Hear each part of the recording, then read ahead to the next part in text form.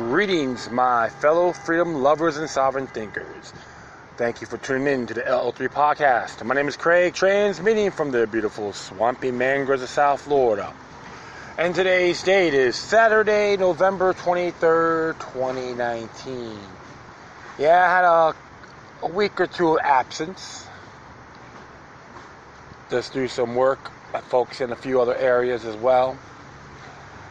But nothing negative. It's all been positive so far.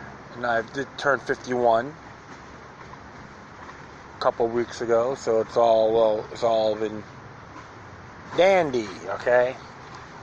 We all have our battles and virtues and all that good stuff. That's part of humanity, living.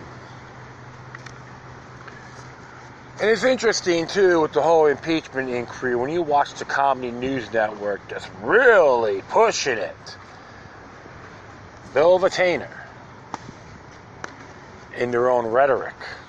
Guilty till proven innocent. Of course, you have Trump's sidekick attorney as well, Rudy Giuliani, which I am not fond of. The funny bit about that, because I remember I did protest at him at a rally and protest at an event in Coral Gables, December 9th, 12 years ago. Yeah, December 9th, 2007. And the funniest thing was, people called him the traitor and all that. And when he came out, someone yelled, "The rat came out of his hole!" He had that rat look with glasses. He was pissed. And the funny thing about that, a month or two later, he seen me at an event at FIU. Rudy was speaking, and one of the young kids goes, "Well, sir, just to let you know, you're not allowed, you're forbidden to come into the facility." I thanked him. He's only the messenger, but I was inspired. The bottom line on that, and many other things are happening around the world. We call it the Jubilee, the global Jubilee. What's going on in Hong Kong, Paris, Bolivia, even Venezuela, and so forth. Cui bono, who benefits? Doesn't matter what side. I'll be talking about a few areas here. And of course, I'm going to start off by CatlinJones.com. Came out today. It says here, Barr ends all conspiracy theories forever by saying Epstein died via a series of coincidences. Wow. The man who praises the ATF for what happened at Ruby Ridge. Just to give you an example. So this is what it has to say here. Catlin Jones is cool. I like a lot of her work. As it reads here, in an interview with the Associated Press, U.S. Attorney General William Barr puts all conspiracy theories to rest once and for all by assuring the world that alleged sex trafficker and alleged billionaire Jeffrey Epstein's death was simply the result of a very, very, very long series of unfortunate coincidences. I can understand people whose minds went to the sort of the worst case scenario because it was a perfect storm of screw-ups, Barr told AP on Thursday. This perfect storm of unlucky oopsies include Epstein being taken off suicide watch, sorry about that, not long after a previous suicide attempt, and shortly before his successful suicide, suggests that the first attempt may have actually been an assault via attempted strangulation inflicted by someone else. Two security guards simultaneously falling asleep on the job when they supposed to be checking on Epstein. One of those two guards not even being an actual security guard. Security footage of two cameras outside Epstein's cell being unusable due to a mysterious technical glitch. At least 8 Bureau of Prison officials, knowing Epstein wasn't meant to be left alone in his cell, and leaving him alone in his cell anyway. Epstein's cellmate being transferred out of their shared space the day before Epstein's death. Epstein signing a will 2 days before his death. Unexplained injuries on Epstein's wrist and shoulder reported by his family after the autopsy, and a forensic expert who examined Epstein's body claiming that his injuries were more consistent with homicide than suicide. Interesting though, past 3 days ago, from justice.gov, Department of Justice arrested the 2 guards for his death for not watching. Can we say the word scapegoats? I wouldn't be surprised. I know many of my listeners wouldn't either. And of course, the New York Times talked about this yesterday. And it says here, the Attorney General also sought to dampen conspiracy theories by people who have questioned whether Epstein really took his own life. See, the evidence proves Epstein killed himself, AP reports. He added that he personally reviewed security footage that confirmed that no one entered the area where Epstein was housed on the night he died. Yes, what a true, awesome Attorney General representing the technocratic establishment, right?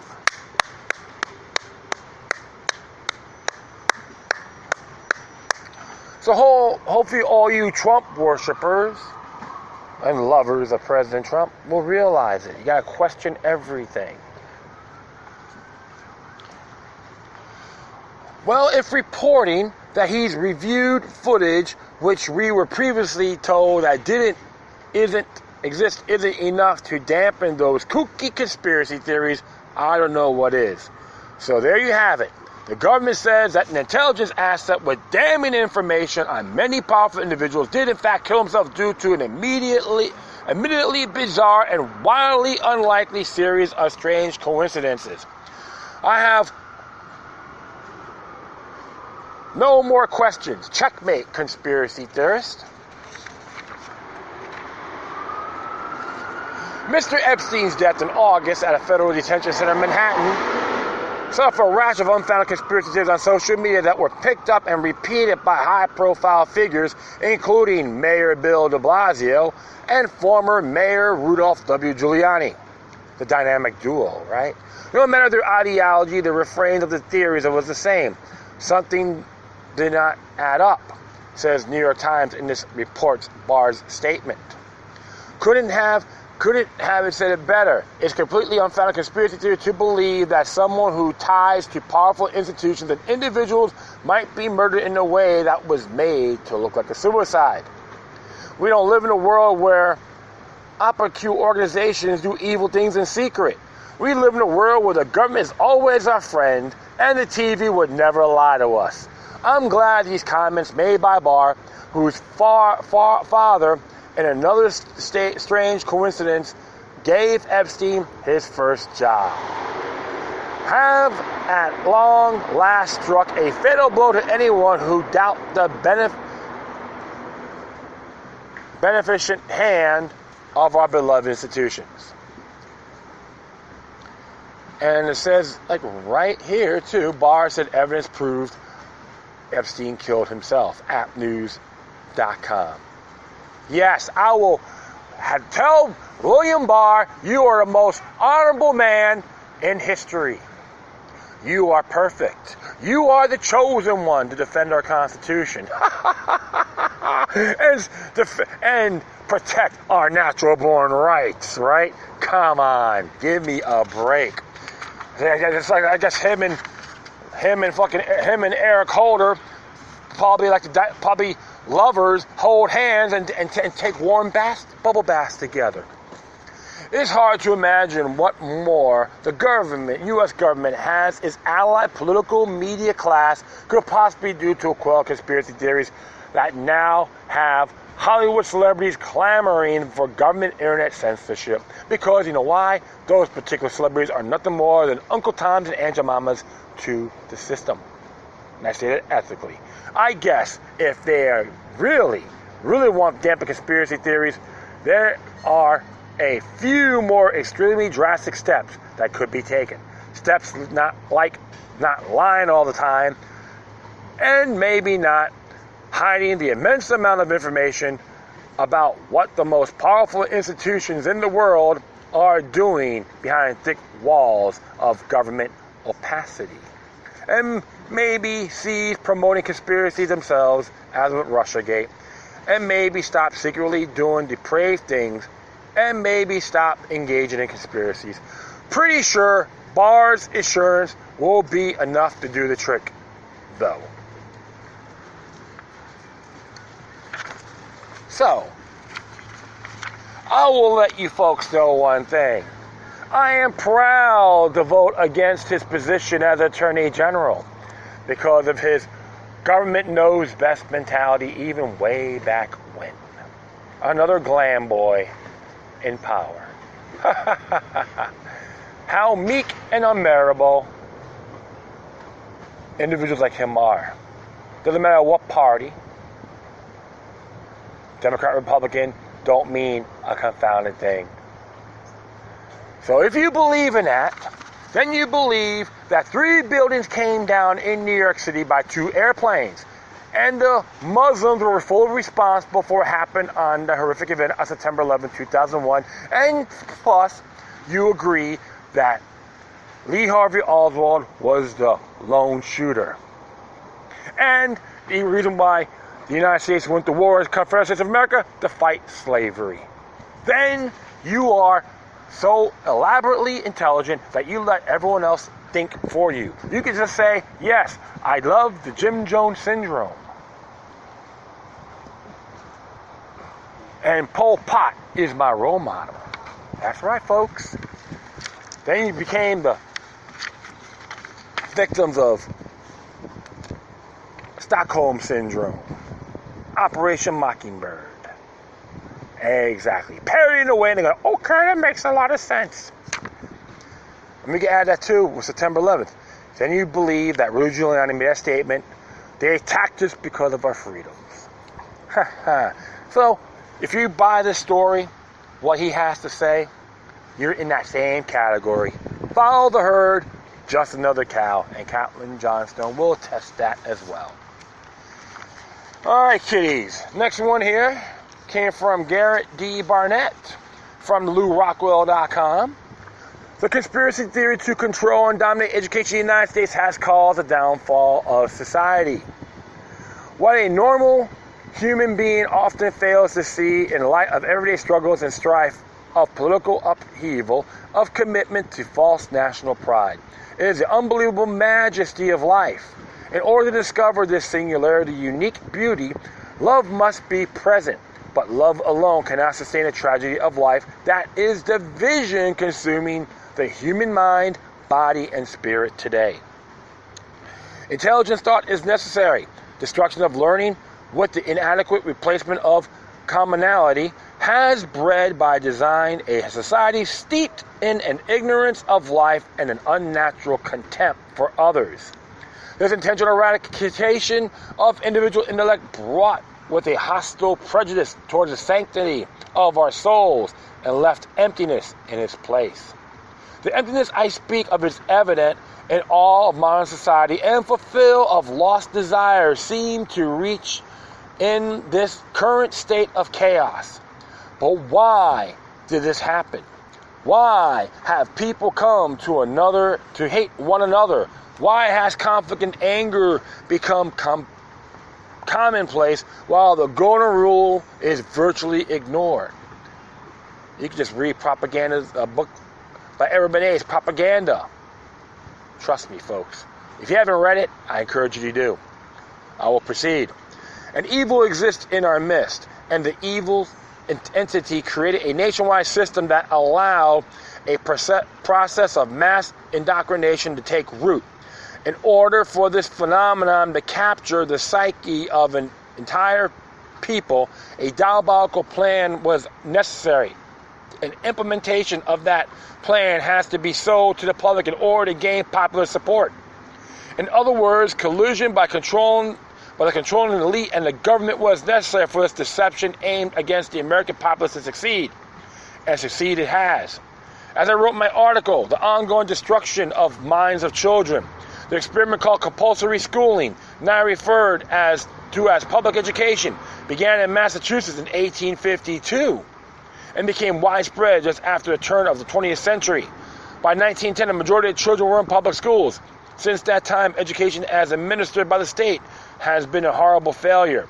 If learning was a desired end, but learning and knowledge were never the goals of forced schooling.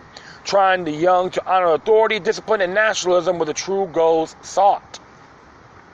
Compulsory schooling began in the mid-19th century and was the brainchild of the ruling monopolists of the day, those led by John D. Rockefeller. Yeah, remember the man who started Standard Oil? Oh yeah, David Rockefeller's father. The goal was to limit the intellectual growth of the general population in order to create an obedient society of workers without the motivation to question the ruling class. Truth, justice, and the goody two-shoes way. This was necessary in order for corporate oligarchs to gain and keep control over the people. And by the early part of the 20th century, this plan was in high gear. The Carnegie Endowment for International Peace, while plotting this deception, has decided after the end of World War I, they must control education in the United States in order to accomplish their mission. They realized this was too big a project to do alone. So the Rockefeller Foundation was approached, and the two began working together to take over the education system. The Rockefeller Foundation was to handle the domestic side, and the Carnegie Endowment was to handle the international side. As time passed, the Ford Foundation and the Guggenheim Foundation were also involved. Can we all sing God Bless the New World Order? This conspiracy was revealed by the Research Committee investigation headed by Norman Dodd in 1953. The committee's inspection of the Carnegie minutes was staggering, to say the least, and exposed the goal sought by tax-free foundations that America's future should be the one of collectivism administered with characteristics of American efficiency. In other words, build a mediocre society that could function only at a level that would allow for an elite monopoly control of war, the economy, politics, and education, all with little interference by the voting public. It should be noted that, according to Mr. Dodd, these policies, the foundation's allegiance to these un-American concepts are all traceable to the transfer of the funds into the hands of the trustees. It is not the men who had a hand in the creation of the wealth that led to the endowment for what they could call public purposes. What has happened to this country since the founding is a grim reminder to the fact that evil forces are always with us. And without the capability to think critically or to understand real history, we are left with an ignorant and confused populace. Any society that falls to this level does not have the capability to stop the onslaught of power that will always uprise at every opportunity. The controlling monopolies will most always gain elites design the education system, and their puppets in government run it. The commoners have a little chance of retaining any freedom or control of their own destiny. That is the state of this country today. A federal corporation, to be exact. All you got to do is look up Title 3002, subsection 15, U.S. Code. U.S. Code, subsection 15. Okay? The saddest part of this conversation is that all this information and much more is available for any of us to see and understand, but few have any desire to seek out the truth. It seems obvious to me that if people understood the truth, we are able to comprehend the conspiracy that has been used against them. A revolution of sorts would be possible. The tyrants who control the system are able to do so because they took measures to stifle the natural intellects of individuals. If that dynamic could be reversed, so could the current state of slavery that has a hold on all of us. Nice commentary there by Mr. Barnett. We are living in a technocratic society. There's no such thing as ethnic privileges. Ethno-supremacy is tyranny. When they use typical buzzwords like Nazis and white supremacists, people, they all get all uptight. That's called Pavlov's dog's theory. Stimulus response. And I try to bring this up to people in the past. They thought I was crazy. But some of them took the time to look at it and they thanked me. I'm not saying I'm better than everybody else. You got to examine these areas thoroughly, responsibly. Question everything. Try not to fall for conclusions. Don't buy the face value or official narratives. All this information is out there, my friends. Anyone can do it.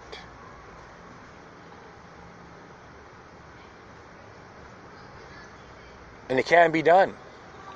It's not going to happen overnight. It doesn't take a majority of the way to get people going. But we know for sure the big spiritual warfare is in progress. Many of them think they're winning, but in due time it can backfire. Even David Rockefeller was petrified or terrified when the internet was open to the public. He went on a big tirade. He knew there's folks out there in the world can utilize it against them. It has been happening.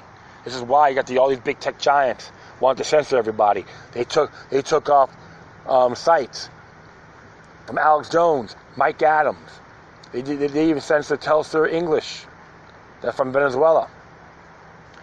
And many others. Homeopathic doctors, homeopathic sites, natural medicine sites, or profiles on Facebook, even on Twitter. They don't want people to think. They want them to consume from the corporate's will. Corporations' will. It's not capitalism. Not even socialism. It's corporatism. It's fascistic. What you're seeing right now.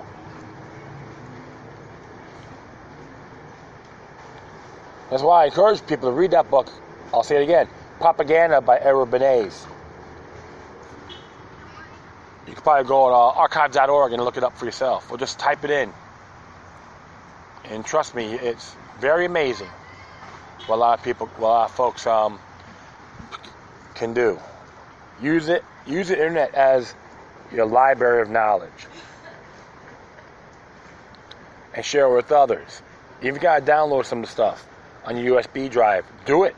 Because you never know, they may take it off. Has happened. You always keep these things handy. And don't fall for these synthetic movements. I see these posers out there, all claim to be experts. You know, all thing they're doing is trying to fish you in, get caught hook, line, and sinker. And it's from various paradigms. Always question these individuals. Cool. So, do a couple things here pertaining to South America.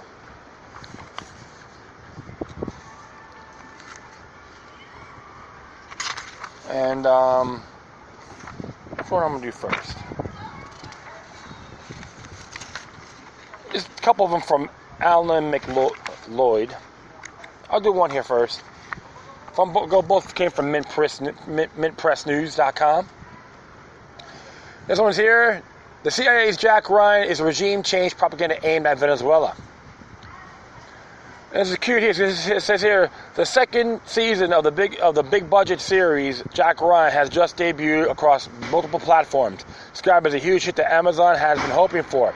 The series follows the story of an impotent CIA agent as he attempted to overthrow ruthless Venezuelan dictator Nicolas Riaz. Riaz, we learn, has acquired a nuclear weapon from Russia and is portrayed as a heartless dictator who kidnapped descendants and crushed protests. Riaz, therefore, is presented in the same way the U.S. government presents real-life Venezuelan leader Nicolas Maduro. Venezuela, we learn from the blockbuster series, was once prosperous and free nation, but has now fallen apart due to government corruption, economic mismanagement, and crime. Fortunately for its people, the CIA is supporting Gloria Bonalde, or Christine Humanana, which is that's the name, the actress's name, a glamorous and committed left-wing populist challenger to the cold-blooded Riaz, is attempting to rid the country of its authoritarian tyrant. The depiction of Venezuela has been particularly condemned by the Venezuelan government, with Culture Minister Ernesto Villegas writing it off as crass war propaganda disguised as entertainment. but Jack Ryan's depiction of the country does indeed wildly distort the reality of the situation of the ground. Firstly, Venezuela's current president, Nicolas Maduro, is himself a left-wing populist, while the United States' preferred head is a far-right Juan Guaido. What's interesting about that, because believe it or not, what these two individuals have in common, Guaido and Maduro, they're both socialists, but from different paradigms. Okay, just to let you folks know, it's very interesting. That's why I get a big kick out of this hype and hoopla. Oh yeah, Juan Guaido is going to be the president. I just bust out laughing. I'm like, come on. Who last weekend attempted another coup d'etat against the elected government. A failed coup d'etat against the elected government. While a South American country is indeed living through grave economic circumstances, the United States' role of worsening the situation is not mentioned in the show. The Trump administration's deadly economic sanctions against the country are estimated that to have at least killed 40,000 Venezuelans between 2017 and 2018 alone. And to me, sanctions are an act of war. All right, I'm just letting you folks know about that. And people who heard my show for a long time understand where I'm coming from. I want to be consistent. The sanctions have been declared illegal by the United Nations, who have formally called on all member states to break them, even discussing reparations the United States should pay to Venezuela. Well, the banks are right now, so they'll be paying themselves. They've been paying themselves. One American UN special rapporteur who visited the country declared the sanctions akin to the medieval siege and declared the United States as guilty of crimes against humanity. Dr. Matthew Alford of the University of Bath, author of National Security Cinema, The Shocking New Evidence of Government Control in Hollywood, told Mint Press that the new Amazon product is a disgrace of a series, unfairly demonizing the nation at a time when the United States has its boot on the throat of the Venezuelan society. The new Jack Ryan series come in the context of 4 movies stretching back decades that all had the Department of Defense and or CIA support at the script writing phrase. He noted labeling Jack Ryan a classic national security entertainment product. Yet Jack Ryan's star defended the show and the CIA of criticism. Truth, justice, the good teacher's way. John Krasinski, who plays the title character on the Tom Clancy novels, said that he worked closely with the agency in order to make the show more realistic. Krasinski described the CIA as amazingly apolitical. They're always trying to do the right thing.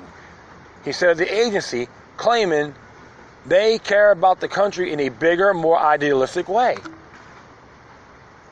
Man, how far he pulled down his pants and get butt slammed by the CIA.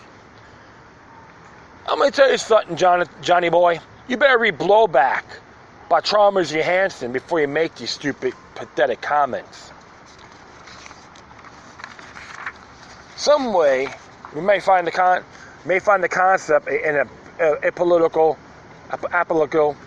intelligence agency, especially one in the CIA's history, a little questionable. But the actor went even further. I owe them everything, he said. The CIA is something that we should all not only cherish, but be saying thank you for every single day. I'm sorry, I'm just dumbfounded. This guy is a pure Hollywood Uncle Tom. You know, it's great because I don't even watch these shows. That tells you how my life is, right? The character of Jack Ryan first appeared in the Cold War era Clancy stories such as The Hunt for Red October and The Cardinal of the Kremlin, where the heroic Ryan battles the dark forces of the Soviet Union. The series was put on hiatus but has recently returned, bringing it much of the same Cold War mentality and rhetoric. Ryan had been previously played on screen by Hollywood stars such as Alec Baldwin, Harrison Ford, and Ben Affleck. Alford's book, which he co-wrote with Tom Secker, describes the enormous influence that the national security state has on popular culture. Based on the Freedom of Information requested documents and two calculated between 2004 and 2016, the Department of Defense was directly involved in the production of 977 Hollywood movies or television shows, many of which were carefully scripted, edited, and curated by government agencies in order to present a certain viewpoint of the world to the public. For an example, the rise of Homeland were revealed to have private meetings with ex-CIA officials before each season. From the big budget movies like Iron Man and Transformers to Sopranos Bano, television productions like The Bigger Loser, Mythbusters, and American Idol, virtually every movie or television show featuring the military or intelligence figures has been edited, scripted, or funded by the Department of Defense in order to cast the government in the best possible light. I'm not surprised. I've seen these movies. I've seen Iron Man and Transformers, so I can say that. Those that do not comply with the Department of Defense's request are not given privilege to access to or use of military sources and may be attacked by the state as being unpatriotic and deceptive. So you put your hand in your heart, go, as long as I got my football, you can pat me all you want, I'll give up my freedom for security, I'll still be free. Amen. So that's just an example, my friends. Respect the flag, but it's okay for them to desecrate it. It's called exceptionalism. How Americana is that? So, I will proceed. The constant flow of pro-security state messages has an effect on the public. Research has found that respondents who were shown torture scenes from the television series 24 were more likely to subsequently support the government's policies or torture in sites like Guantanamo Bay and Abu Ghraib. It's funny. I've seen 24, and I'll be honest. I don't support torture. This held even for liberal college students. On Jack Ryan's Alpha co-author Secker said that it has the effect of convincing liberals and left-wingers to support not just U.S. government's intentions in Venezuela, but also the CIA's broader role across the Americas. While millions of Americans may enjoy the suspense and thrill of the new series of the spy adventures, few will realize they are watching carefully scripted piece of pro-regime change theater. Yes, my friends, Hollywood does lie. I knew that for a very long time. I studied film production, videos. I was in TV production during my high school years. Editing and all that. Oh yeah, my friends. That's why the question is, how accurate is the information? And to be very frank, I am not a lover of Maduro or any government agencies or so forth. In good faith doesn't mean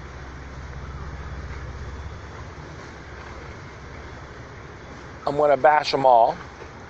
But when it comes to the Venezuelan government, for an example, with Maduro, it's a police state because they use under Article 324 of their own constitution.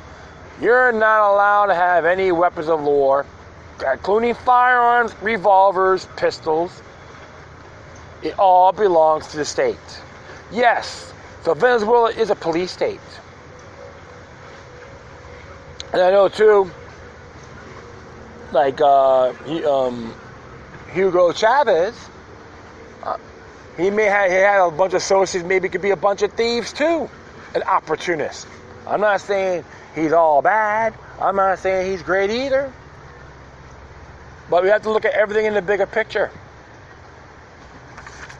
When it comes to imperialism, it's a thing called cause. When it comes to imperialism or tyranny or actions, there's a thing called cause and effect. How this happened.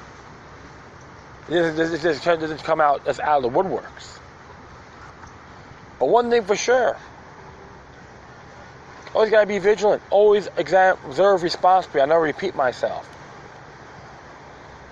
That's one of the areas you always have to comprehend. Think before you speak. Think or contemplate before you manifest. Speaking of coups, he did another one here. It'll be the last one for the day. And this one here, same thing, minpressnews.com. Bolivia's coup government targets media as crackdown turns more violent. That's what Mr. McLeod has to say. Facing increased resistance to its rule, the new transitional government of Janine Áñez in Bolivia has begun to purge and censor potential threats to its authority, including the media. Telesur, an international media network that began as a collaboration between left-wing Latin American nations, including the deposed President Evo Morales, Bolivia, and Venezuela's Hugo Chavez, and which espouses an openly leftist and anti-imperialist outlook, received confirmation that it would be taken off the airwaves as part of what government calls the reorganization of the airwaves. Telesur openly opposed the U.S.-backed military coup d'etat that installed Inez as a head of state earlier this month. And listen, you don't have to agree with these sites or not, but it doesn't mean all the information there is wrong. That's why I tell folks, you gotta look at all sides of history. Look at all sides of the scenario. But I'll continue on here. New Communications Minister Roxana Lezaguera announced that this was part of a dismantling of propaganda apparatus of the dictatorial regime of Evo Morales, claiming that Morales militants who misuse the state media system are being withdrawn. Sounds like Adolf Hitler, right? That sounds like a runner from the Third Reich. Telesur was originally conceived as a counterweight to Western-dominated Western media system and attempted to bring voices of working-class Latin Americans to the fore. It also offers an alternative to local mainstream media, overwhelmingly owned and controlled by Latin American elites who have been particularly hostile to progressive governments such as Morales. This is the latest episode in a general assault on the media, as the Inez administration attempts to gain control over Bolivia's means of communication. Multiple journalists have been shot, while Al Jazeera correspondent Teresa Bo was tear-gassed in the face live on air at point-blank range by riot police as she stood alone away from the protest, talking to the camera. Last week, Lezaguera appeared on television announcing she would persecute any journalist involved what she called sedition, noting that she had already had a list of troublesome individuals and outlets. Bolivia TV was also taken off the air earlier this week, so she's saying she's anti-freedom of the press.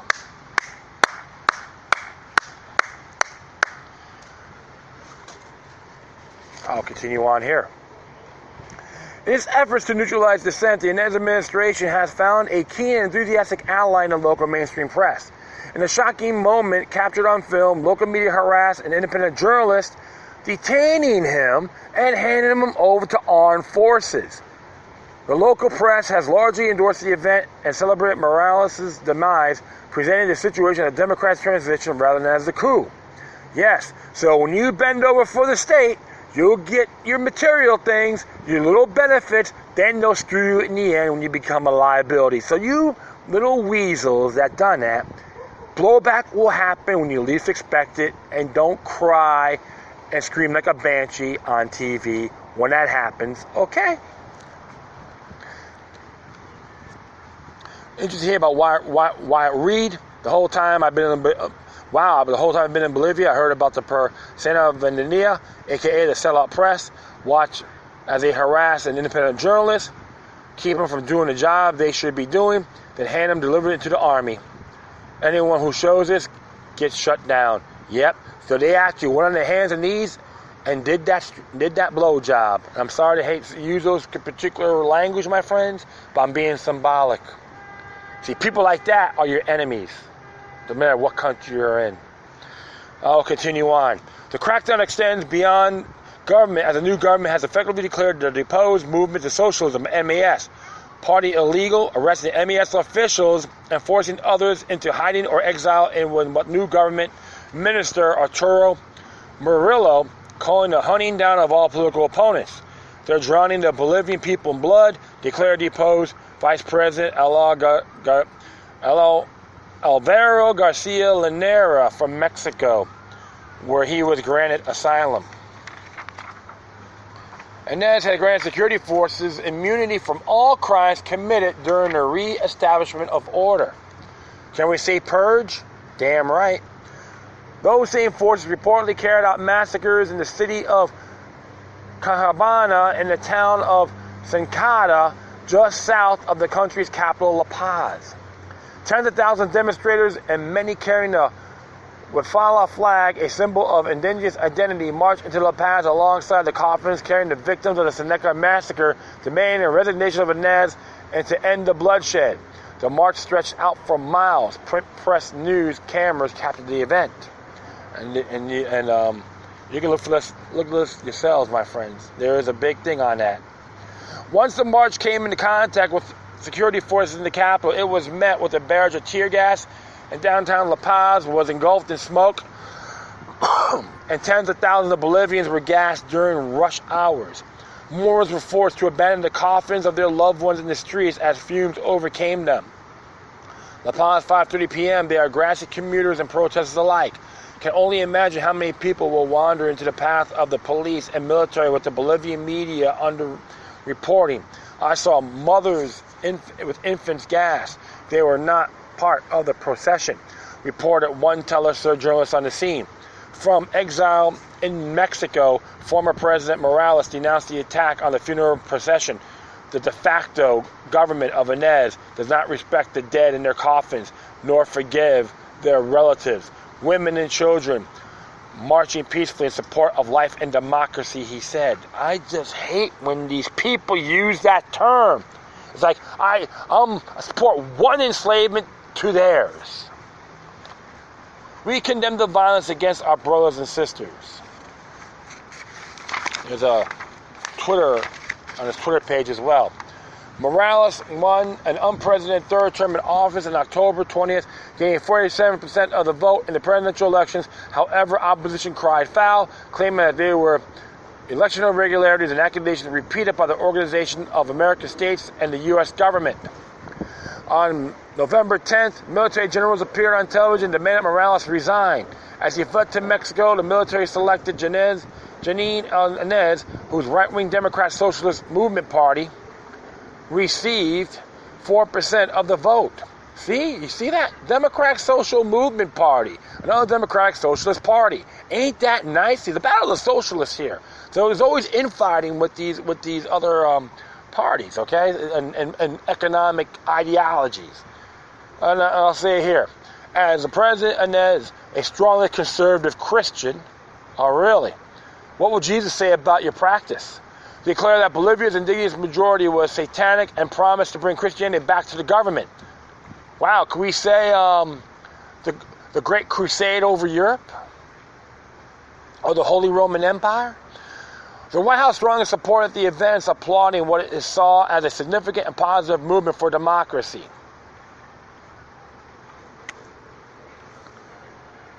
Wow. It tells you how intelligent some of the politicians we have here are obtuse. I got a question for all these folks in the White House. Show me democracy in our U.S. Constitution, please. If not, you shut your trap. On the other hand, Democratic presidential candidates such as Bernie Sanders and Tulsi Gabbard condemned it. Okay, I will agree with them on this topic. Minpress News is covering the events in Bolivia extensively. Full coverage can be found here and on Twitter. So, folks, check it out. Can we say another coup d'etat, one world order platform? Absolutely. They try to use the conservative Christian by faith. That's blasphemy. Yes, I'm a liberty-minded person and damn proud of it. I don't support these little Mickey Mouse clubs. I go on principles. And what happened here is unacceptable. I'm not saying Morales is a great president and all that, but the people sent the message. So be it. We're going to dictate to everyone else from outside how to collude their way of life. That's a no-no. That's called transgression. A violation. Or trespass. The Bolivian people got to decide what they want. We got to let these nations be sovereign, not chartered or controlled. No World Bank, no IMF, no NED. Communist parties don't mean anything. All these global institutions, they run all these things. This is why, my friends, we all got to be vigilant. Doesn't matter where you live. Because government in Latin means control of the mind. You never trust these people. You defy all forms of tyranny, whether foreign or domestic. You put your prayers and thoughts to all these beautiful people in Venezuela, Bolivia, Hong Kong, Paris, all over the world, from this horrific thing called a Jubilee, global Jubilee. Some may call it the road of tribulation, not set in stone. But we all have obligations. I'm trying to protect each other the best we can and spread this information. And start having more folks contemplate for themselves. And that is it. I thank everyone for listening. Plus, feel free to download and share us throughout your social media networks. If you have any questions, comments, or me send something that's interesting I want to check out, whatever you do, please send your correspondence with decorum. You can hit my Spreaker page. You got the email address. I do have a Proton mail account, Loki Luck. Numbers 03 at protonmail.com or Loki Luck number 3, regular number 3 at gmail.com. Hit me on Facebook, Twitter, and all that. And that is it. Once again, thank you for your time. Plus, always remember that demoniac resistance is healthy for the soul and can liberate humanity. Until next time, take care of yourselves. Keep on spreading love. And may your guardian spirits be with you.